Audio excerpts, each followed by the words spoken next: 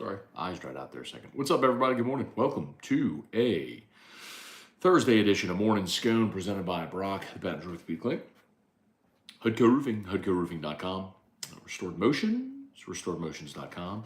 And ProCharge EV, ProChargeEV.com. All right, y'all, appreciate y'all being here with us.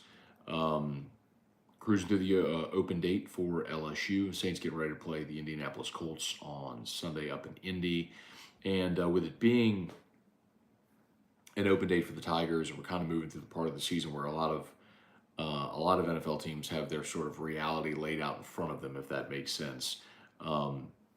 It's pretty common that this is the time where you might start to see mock drafts and draft projections, not just because the college football season's into its final month. There's been a lot of movement, but also, as I mentioned, there are NFL teams that maybe had grand expectations who are realizing, yeah, that's not going to happen this year, like Saints or Denver, bringing in Sean Payton and partnering him with Russell Wilson, and there being this great expectation around there that Sean's going to get to maximize Russell Wilson. That's not happening. So if you're Denver now, you're thinking, okay, well, what do we do in the draft? So it's a good time for mock drafts. Jordan Reed over at ESPN has one, and he has Caleb Williams going 1 to the Bears. So, of course, the Bears have the number 1 pick this year as a result of the Bryce Young trade from a year ago with Carolina. So Arizona, they have picking 2nd and taking Marvin Harrison Jr. And then Drake May going 3rd to Denver. So Sean Payton getting his next franchise quarterback there at number 3. We'll see if it happens that way. There were 2 things that were interesting to me. Number 1 is those were the only 2 quarterbacks that he has going in round 1. For a year in which there's sort of this consensus belief that there's a lot of really good quarterbacks in this draft, from Williams and May, but then also Michael Penix, Michael Pratt, Jaden Daniels, Bo Nix. I mean, there's this sort of belief that it's a really heavy quarterback draft. Quinn Ewers, Shedeur Sanders, I mean, all the ones that are big risers right now this year, yeah. Some people love J.J. McCarthy. Yeah, we'll see. But anyway, so it was interesting that given all of the hype around this quarterback class, that in this mock draft, we only had 2 quarterbacks going in the first round. Williams 1 and May number 3 overall. But what was interesting, so that was one of the things that was interesting. The other thing interesting to me is I always look at what LSU guys are in the mock draft and who do they have the Saints taking, and sort of where are the Saints picking. Well, they have the Saints picking 15, so right in the middle of round 1, which would kind of suggest you're looking at somewhere 7 to 9 wins, which makes sense. And they have the Saints taking LSU wide receiver Malik Nabers.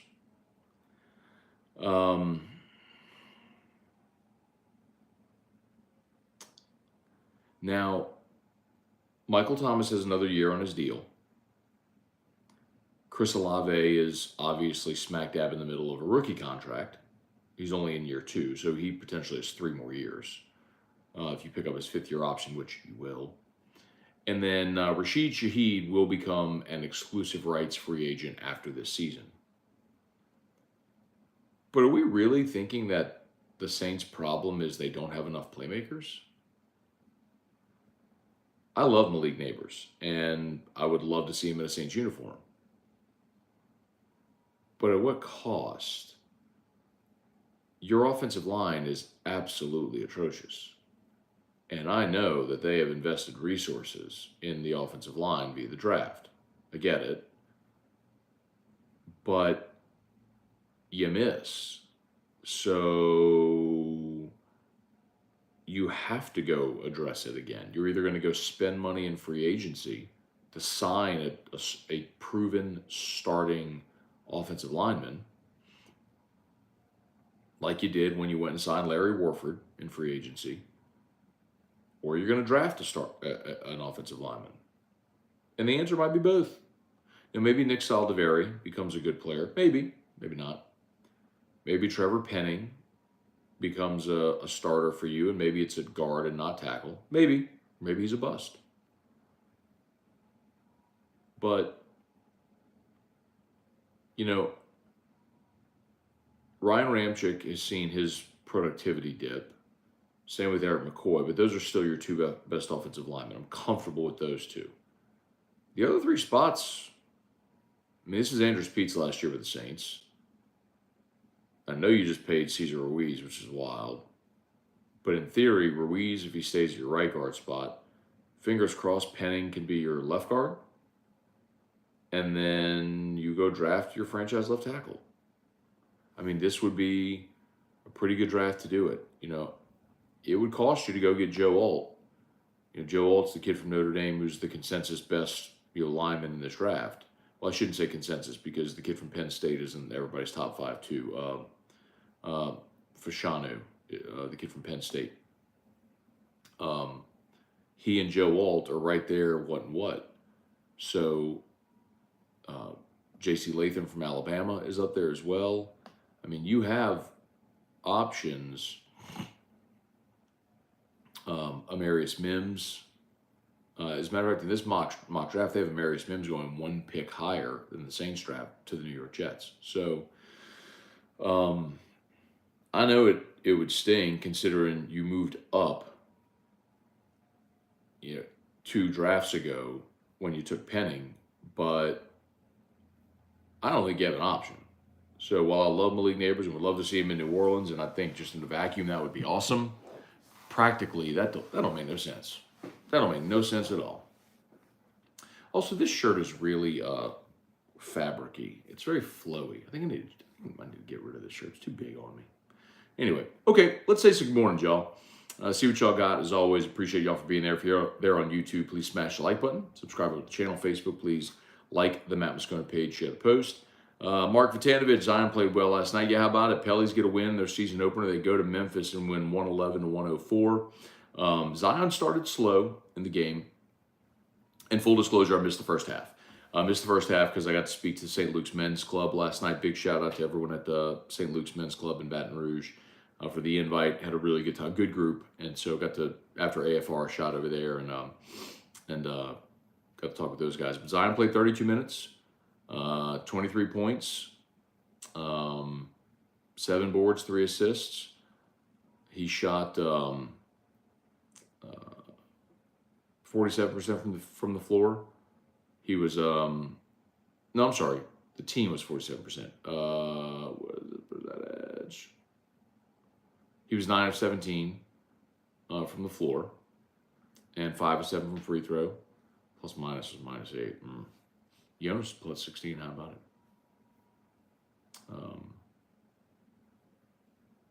Look at that. Matt Ryan was plus 20. I'm still gonna have to get used to a guy on the Pels named Matt Ryan. Anyway, but yes, look, no Ja, no Steven Adams for Memphis. That's a game you had to win, and they did. So good. Jerry G, Josh Higginbotham, what's going on? Brooke Bordeaux, good morning. Hope you have a great day. Same to you. Justin Clary, Zandel, good morning. Jesse Brown, Matt, what coach's hot seat is hotter, Pittman or Jimbo?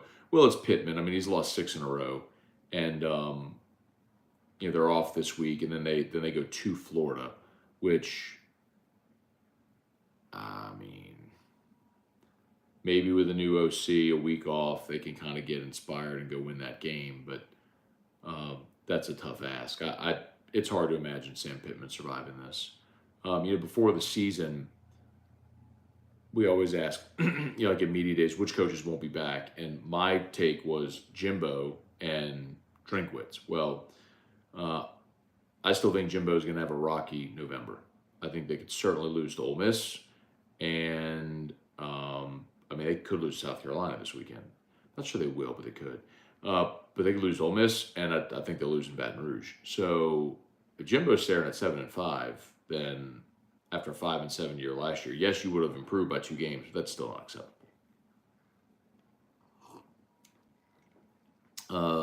But Pittman is the answer. Spurge, what's going on, man? Brian Penton, good morning from Channelview, Texas. Okay, did you watch the documentary about Cecil? I have it saved. I have not watched it yet, but I'm going to get to it. Taz, good morning. Let's see, does Carr understand the playbook? Just going off my statements about that play last week. I don't know. I'm sorry, man. I'm not sure what play or what you're asking. My apologies, man. Jonathan Martin, Baby Bobby. I do not want to see Nabers stuck on a mediocre team. That's life in the NFL, man. Not everybody gets to go to, back in the day, the Patriots, or now the Chiefs. Brian Wynn, Brad David. What would you have said if Erica wanted to get married in the fall? So Brad was listening yesterday. Yeah, we had a big, long conversation yesterday about fall weddings, because Musso is out today and tomorrow because he's best man in a wedding. And then he's out next Friday as well because he's got another wedding. And so we had this big conversation about fall weddings during football. What would I have said if Erica wanted to get married in the fall? We did have that conversation, Brad, and it was a complete non-starter. That's, for what I do, that's not an option. So we literally looked at LSU schedule and said, what is the absolute last date they could play? And it was the day of the national championship game, and so we scheduled it after that. Bailey C. Ironic Olave goes half speed on routes, but speeds the road in the same week. Taylor Hudson, good morning. Cajun Country, smash the like button. If the Saints draft Nabers, I will lose my mind. Jaden Daniels to the Saints, my dream, I know. Well, Cajun Country, they might be able to snag Daniels outside of round one. I mean, I think maybe of all the LSU players this year, the one whose draft prospects I'm most interested in is Jaden Daniels, because nobody has him as a first-round pick right now, but he's playing at such a high level, and then you better believe he's going to get Senior Bowl invites, and he'll go to the Combine and have a pro day and all that stuff. And so is that a guy who can rise up draft boards through the post-season, like pre-draft process? So maybe he bumps up into first-round mocks, but as of right now, they don't have him in round one. Now remember this. The Saints do have the Broncos' second-round pick, and this mock draft has the Broncos picking third overall, which means they would also have the third pick of round two, which belongs to the Saints. So that would be the 35th overall pick. So the Saints would have their pick in this mock draft, 15, but then they would also have 35. So 2 picks in the top 35. It's not to say even if you don't take a quarterback at 15, you couldn't take one available at 35. Patrick Ramos, good morning. Would Chestnut and Harris be eligible to play immediately if they transferred, or would they still need to sit out a year? Well, they need to sit out, or they would need a waiver. Remember, they've already transferred once. So that's the college transfer rule, is you get one transfer where you don't have to sit out. After that, you need a waiver. So if they left LSU, they would need a waiver to play immediately, unless you're a graduate. Graduates can transfer immediately and not have to sit out. Jerry G. Matt, do you think the Saints will avoid a 3-game losing streak on Sunday at Colts and win? I do not, Jerry. I think the Colts will beat New Orleans on Sunday. Shelby, how about the Pels? Can't go undefeated if you don't win the first one. 82-0 on the horizon. Weston Weaver, what's up? State 99. Has Matt House done enough to save his job? I don't think so. And you've still got 4 games to go. And I don't think you're going to see smooth waters defensively over the final 4 weeks. Jason Horn, what's going on?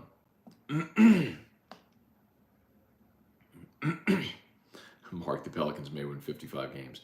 Their total over-under is 45.5 or 44.5. Hard to imagine they get to 55, but I'd love to see it. Jordan Smith, what's going on? Mark, who's a better pro quarterback prospect, Daniels or Michael Pratt? I can't say that I've seen enough of Michael Pratt, Mark. You see Pratt higher on most draft boards than Jaden. I think Jaden is having the best year of any quarterback in college football, so you will likely see him elevating. I remind people all the time that when we went and looked, pre-2019 mock drafts, so like the mock drafts that were coming out before the 2019 season, Joe Burrow was pretty much a consensus day 3 pick. But then he went and had the greatest season ever and became the first overall pick. So that can happen. Let's see what happens over the next month. Bubba Smith, what's up? Brandon Hoyt.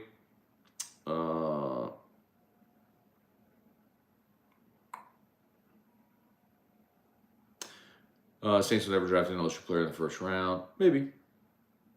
I mean, that narrative seems to have been debunked. Jordan Smith, I love Nabers too, but not much is going to change until we get rid of this coaching system.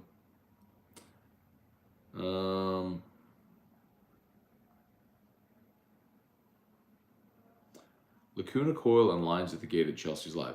You know what, Mark? A friend of mine who lives in LA saw them last week and sent me a message and was like, you have to go see them at Chelsea's Live next week. I'm not going to go tonight, but someone else had mentioned that to me last week. Go here, Drew. That little son of a bugger's awake. In there barking like a dog in his bed.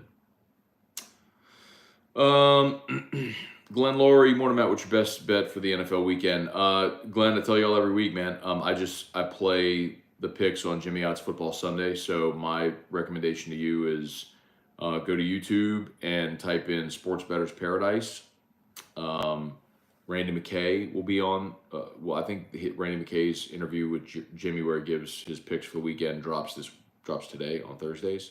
So maybe it was yesterday, but either way, that'd be my recommendation. Randy McKay is awesome. Go play whatever Randy's playing. David Tolson, what's interesting about the NFL this season is there's no dominant team. I don't know, David. I mean, I think that's generally the case in the NFL, right? I mean, it's a whole any given Sunday premise, but I still think Philly's pretty dominant. I mean, I think the NFC is pretty cut and dried. You got Philly and San Francisco, and that's pretty much it. The AFC kind of feels a bit more open, where you could see Kansas City or Miami or Buffalo. Yeah, I think Cincinnati. I think you could see any number of teams in the AFC elevate, but NFC feels pretty cut and dried. Hang on, sorry.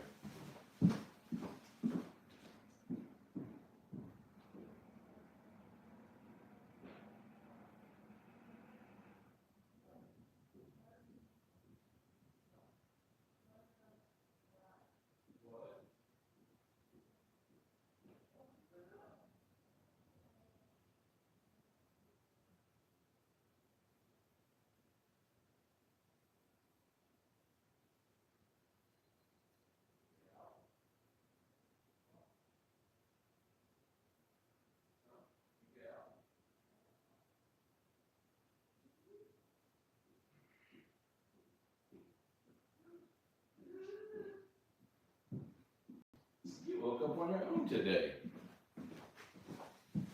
Ooh, look who I got. Oh, look who I got. What's up, good? We already did that purpose. You could do it. Ready, go. What's up, good? Okay, good. This is Morgan. But that is good. Uncle Baby, Uncle Ray, Uncle. Good job. Good job. You want to say hi, Dad, show? Hi, Dad, Joe. Very good. Oh, Papa Jody's watching. He says, hi, Drew. What do you say?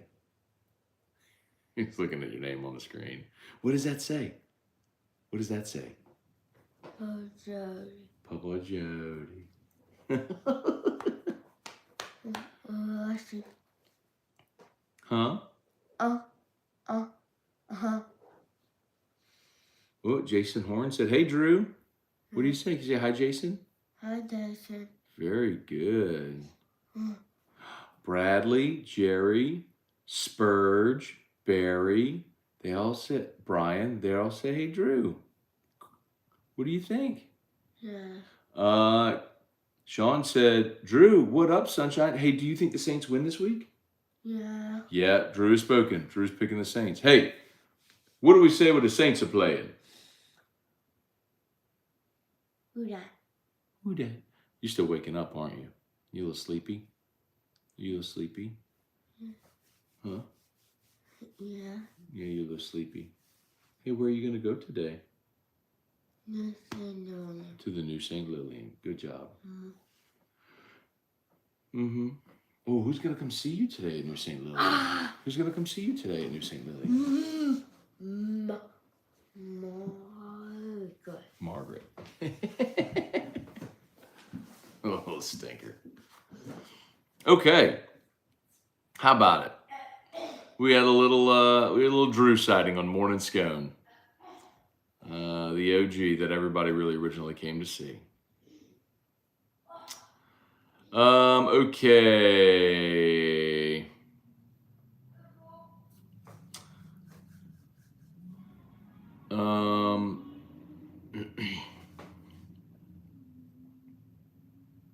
Irfan Sayad, Guy Morgan, Greg Carter, good morning. Jaden Daniels, the Saints needs to be a thing.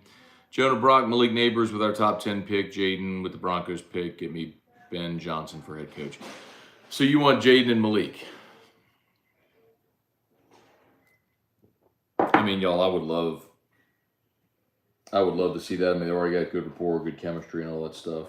I'm not so sure that I'm okay with taking a receiver 15. Taz, I think Doug Marrone is the issue. No way we go from being a top 10 O-line the last 5 years. When he gets here, we're trash.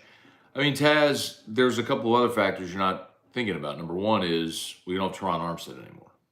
I mean, your franchise left tackle missing is a big problem. Number two, Ryan Ramczyk, who was a stalwart to start his career, is now 30. He's 29. He's in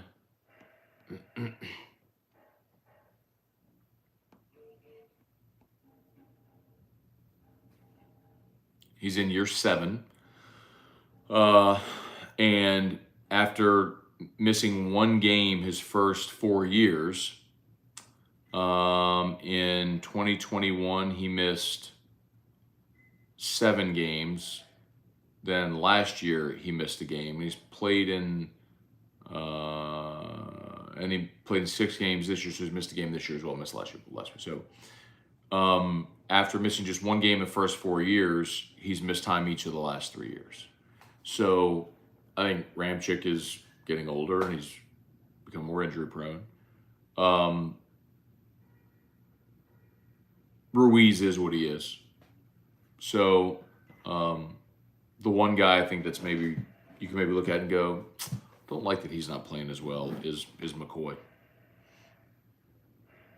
I mean, look, at this level, Taz, I'm not going to say position coaching doesn't matter, but those guys are veteran and experienced and talented and have been good. I think Doug Marrone's coming in there and like dramatically changing the way they do things. That's going to alter them.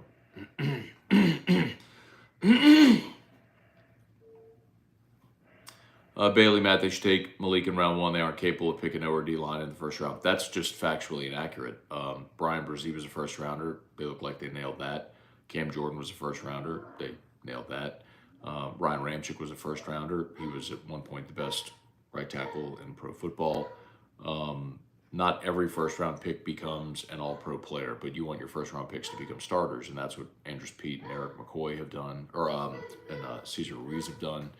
So no, I flatly disagree with you. There's they have high profile misses. With Peyton Turner's a high profile miss, but Davenport, we labeled Davenport as a miss, but Davenport, when he was on the field, was really good. He just couldn't stay healthy. So no, I disagree with you, Bailey.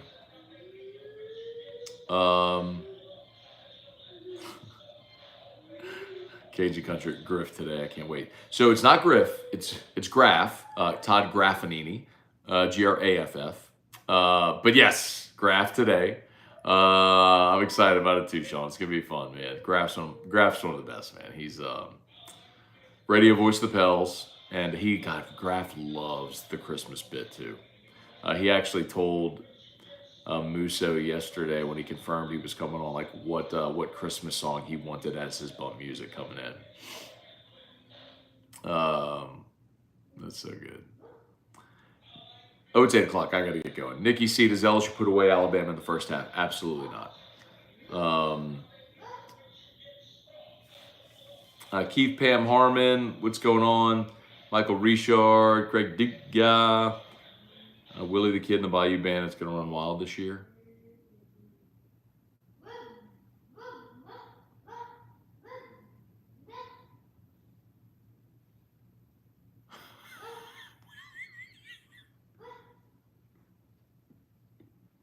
Greg, you crazy, bro. Anyway, all right, y'all. I gotta go. I gotta get Drew dressed and get him to school. Thanks so much for watching. Y'all are the best. Please, if you're on YouTube, smash that like button, subscribe up to the channel. Facebook, please like the Matt Moscona page, share the post. Abner Neal, very kind of you. Thank you so much. Christian, good morning. Antron Hemingway, what's up? David Kayat, good morning. Appreciate y'all for being here. Y'all have a great day. We'll get you to LSU Daily a bit later this morning, and then AFR at 3. Peace.